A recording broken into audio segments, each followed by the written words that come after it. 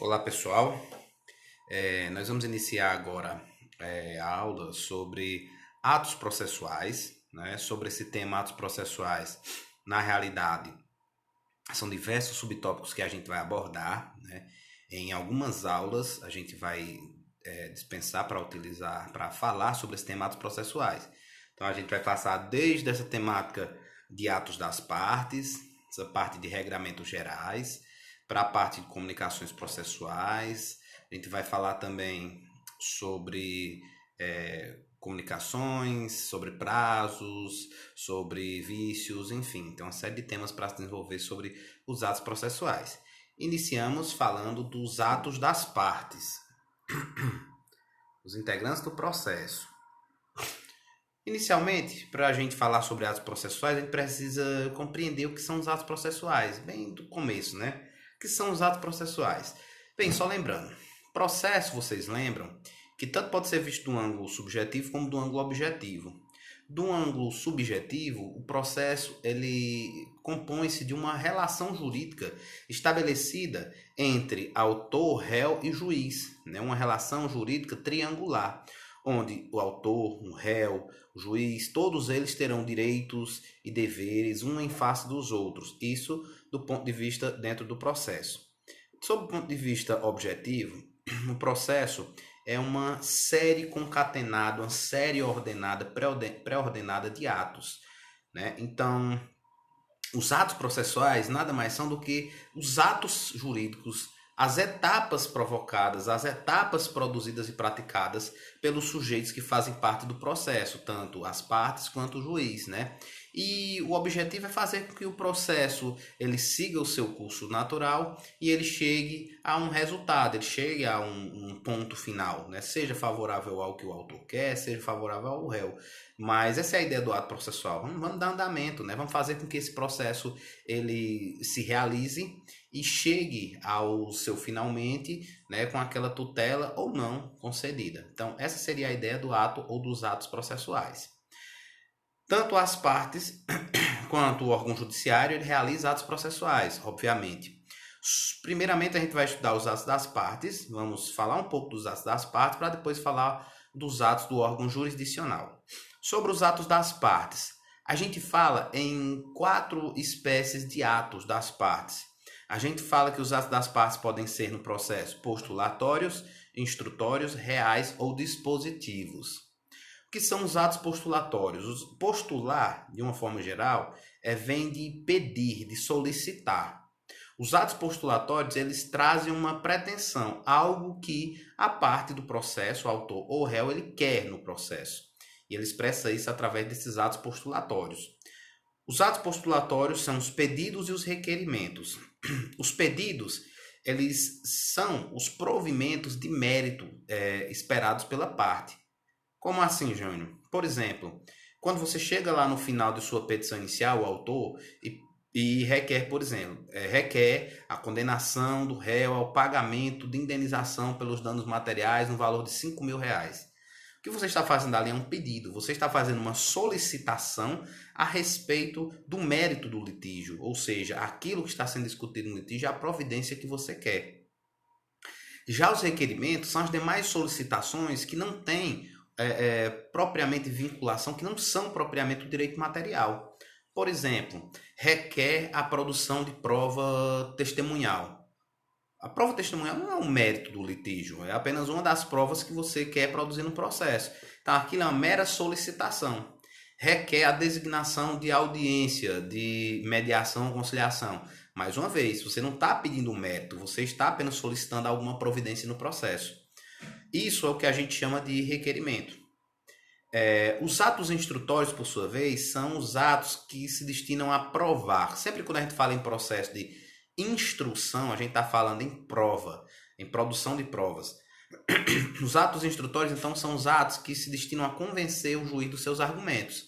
Tanto são as alegações que você traz, os seus argumentos, quanto a forma como se prova esses argumentos.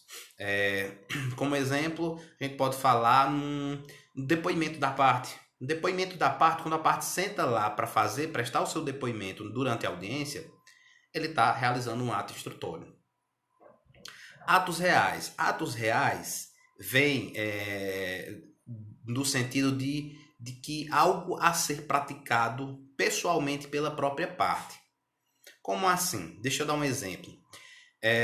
Quando o juiz condena o réu por exemplo, ao pagamento da indenização na ação, aquele ato de fazer o pagamento, como é que se faz um pagamento num processo? Saiu, você foi derrotado, você tem que fazer o pagamento, via de regra, mediante depósito judicial. Depósito judicial. Você entra no site do tribunal, o site do tribunal vai lhe encaminhar para o depósito, né, para algum site de algum banco, ou você pode já, né, um banco oficial, você pode procurar um banco oficial, geralmente, na nossa experiência, Banco do Brasil ou Caixa Econômica, os dois. Um ou outro você pode procurar. Lá você vai procurar, né, dentro do site, a aba para depósito judicial. E lá você vai preencher algumas informações do processo, a parte que está fazendo o pagamento, o método do processo, etc. E lá o banco emite para você uma guia para você realizar um pagamento, uma espécie de boleto. E ali é gerada uma conta. Então, você paga aquele boleto, você está realizando o depósito judicial do pagamento daquela quantia. Quando você realiza esse pagamento, isso é o que a gente chama de ato real. Quando é o ato real? É o ato praticado pela própria parte ao longo do processo. Foi lá quando a parte foi lá e pagou essa despesa, né? Pagou essa sentença que saiu, ou pagou as custas processuais para iniciar o processo, ou então o juiz determinou a entrega de um bem, essa parte foi lá e entregou o bem. Isso é que é um ato real. Por fim, e aqui para a gente vai ser um dos temas mais importantes em relação aos atos das partes, os atos dispositivos. Ato dispositivo significa ato de abrir mão de direitos, negociar direitos. Sempre quando a gente fala de ato dispositivo ou disposição de um direito, é quando você está abrindo mão, você está negociando, você está, de certa forma, não exigindo o seu direito da maneira integral, mais ou menos dessa forma. Isso seria um ato dispositivo. O ato dispositivo ele pode ser unilateral ou bilateral. Unilateral é quando ele é praticado pela parte do processo, independentemente da aceitação da outra. Já o ato dispositivo bilateral é quando, para existir, tem que ter a concordância das duas partes. Vamos lá compreender cada um com as modalidades aí, com os exemplos. Renúncia. O que é a renúncia? Muito importante isso, gente. A renúncia é um ato de disposição, um ato dispositivo do autor. Quando o autor, no decorrer do processo, ele renuncia, ele abre mão, ele desiste do seu direito material, ele abre mão do próprio direito material. Quando o autor ele renuncia ao direito, ele está dizendo, pronto, eu até tenho direito sobre isso, mas eu não quero mais esse direito material, eu abro mão desse direito material. Isso é a renúncia. A renúncia, ela independe de aceitação do réu. O réu não precisa concordar com aquilo. Simplesmente se o autor, no curso do processo, ele aceita, ele renuncia, ele desiste do direito material que ele tinha, quando ele realiza essa renúncia, ele mata o direito material dele, ele não tem mais aquele direito material. Ou seja, é algo muito vantajoso para outra parte do processo, para o réu. Por isso que não precisa da concordância do réu. Então, de novo, conceituando, a renúncia é o ato de disposição do autor em que ele abre mão do direito material. E com isso, quando ele renuncia, o processo se extingue e com resolução do mérito, ou seja, ele se extingue resolvendo o litígio. Acabou o litígio, autor, você abriu mão do seu direito. E ele vem aí, né, por exemplo, regulamentado ou previsto também nesse artigo 487, inciso 3, a linha C do CPC, que estabelece que nesse caso o processo vai ser extinto sem resolução, com resolução de mérito. Segunda situação, o reconhecimento do pedido. Pelo reconhecimento do pedido, aí é a mesma ideia da renúncia, só que o ângulo é o oposto, ou seja, quem faz o reconhecimento do pedido é o réu. O réu, em vez de se defender, ele reconhece integralmente aquilo que o autor está pedindo. Ele reconhece o direito do autor. Isso é verdade, o autor tem razão. Quando ele faz isso, ele abre mão, né, da defesa. Ele não quer se defender, ele está concordando que o autor tem direito. Com isso, encerra o litígio. Não tem mais litígio.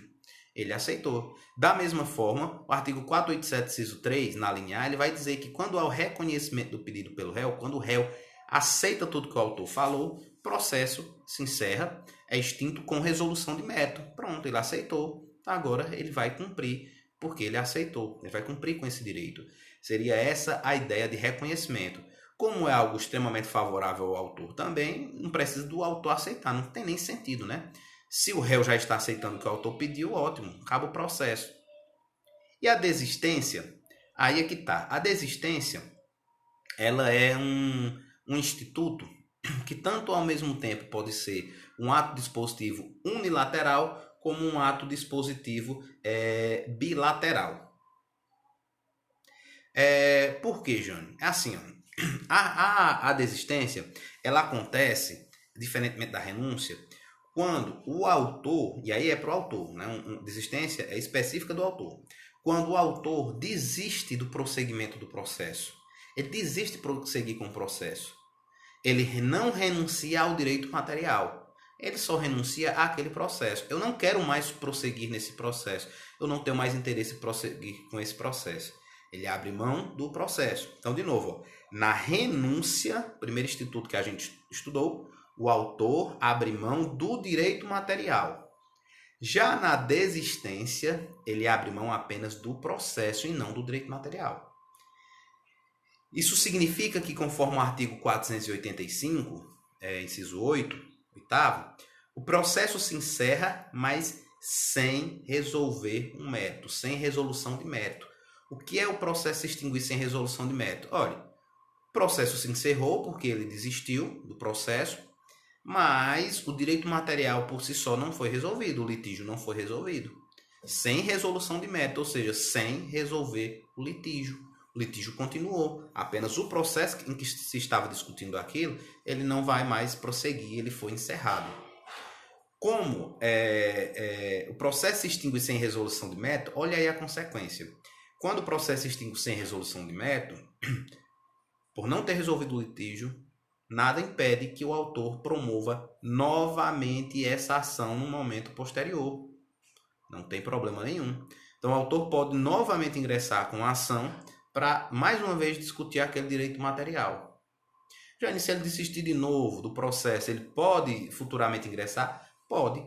Enquanto o direito dele não tiver prescrito, ele pode entrar com uma nova ação, buscar novamente o seu direito e, de repente, desistir dessa ação. Depois tenta de novo, inicia de novo, desiste da ação. Não tem essa vedação, né?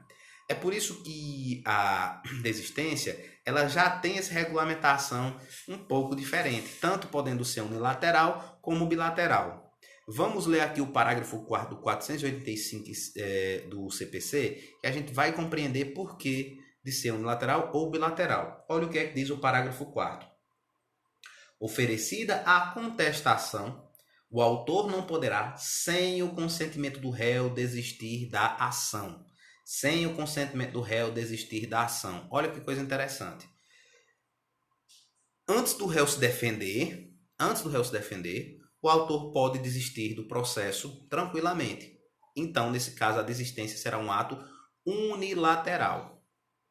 Agora, quando o réu já se defende e apresenta a contestação, o autor só pode desistir da ação se tiver a concordância do réu. Se não tiver, o processo vai prosseguir. Por que isso, Jânio? Porque quando o réu se defende, o réu também tem interesse em resolver o litígio. Quando ele se defende, ele quer uma solução final para o litígio. Vamos solucionar o litígio agora. Peraí, você não disse isso? Então, eu estou dizendo esse outro. Vamos resolver logo esse problema. Porque, mais uma vez, como eu disse anteriormente, se ocorrer a desistência, mesmo com a aceitação do réu, o que é que o autor pode fazer depois? Ir lá iniciar uma nova ação, enquanto ainda estiver em prazo, né? Se não tiver prescrito ou decaído o direito, ele pode iniciar uma nova ação. E o réu vai ter novamente que participar do processo e defender novamente. É por isso que depois que ele apresentar a contestação, de acordo com o parágrafo 4º do 485, só vai ter efeito essa desistência se houver concordância do réu. Se o réu não concordar, não tem desistência. Mais uma vez, para a gente frisar aqui, só a leitura do parágrafo 4º. Oferecida a contestação, o autor não poderá, sem o consentimento do réu, desistir da ação. E o parágrafo 5º, para concluir, ele diz o seguinte, ó. A desistência da ação pode ser apresentada até a sentença. Antes do juiz sentenciar, a qualquer momento o autor pode ir lá e desistir. Da mesma forma como a renúncia, né? Não tem problema. Ele pode renunciar ao direito a qualquer momento. Então, muito importante saber diferenciar a renúncia da desistência e saber que a desistência tanto pode ser unilateral como bilateral. Voltando para os demais bilaterais, né? A gente já falou da desistência, quando ela se torna bilateral. Temos também a transação. O que é a transação? Transação é a conhecida autocomposição. Pela transação, o que é que vai acontecer? Autor e réu vão chegar a um meio termo. O autor, por exemplo, ingressa com a ação pedindo indenização pelos danos materiais e danos morais. 10 mil danos materiais, 5 mil danos morais. O réu contesta e não quer pagar nada. Mas é feita aquela audiência de conciliação, audiência prévia de conciliação, e lá eles fazem um acordo, eles transacionam. O autor cede um pouco, o réu cede um pouco, e eles chegam a um consenso. Não, peraí, tá bom, dispensa o dano moral, mas me paga o dano material? Ok, eu pago o dano material e fica por isso. E aí é a história da transação. Transação ocorre na conciliação, na mediação, quando há essa negociação dos direitos pelas partes, e com certeza o processo vai ser extinto resolvendo o litígio. Outras dois exemplos, duas situações de ato dispositivo bilateral, foro de eleição e o negócio jurídico processual. Na realidade, o foro de eleição é uma espécie de negócio, né, negócio jurídico processual típico, já previsto na lei. O que seria o foro de eleição?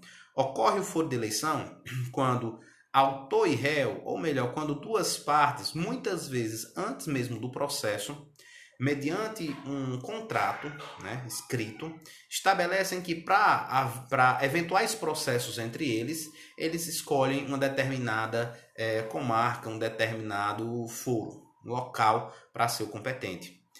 Então, né, imagine um contrato de compra e venda de equipamentos entre duas empresas. A empresa compradora é uma empresa de Juazeiro do Norte, a empresa vendedora é uma empresa de Fortaleza, e lá no contrato de compra e venda escrito eles decidem que eventuais processos que existirem entre eles, eles vão demandar lá na comarca de Quixadá, seria aí a meia distância para os dois. Pode? Claro que pode, né? A lei permite que em caso de competência relativa, como é o caso da competência pelo local, via de regra, é possível alteração do local de competência. O foro de eleição é uma dessas possibilidades. Então, fazem esse acordo escrito e se estabelece esse foro de eleição, que pode ser antes mesmo do processo, e isso é um negócio, é um ato dispositivo bilateral, é um negócio processual. E por fim, o negócio jurídico processual, que é o que a gente passa a ver, né? A partir da próxima aula, a gente vai agora focar no negócio jurídico processual, ok? Então, até logo.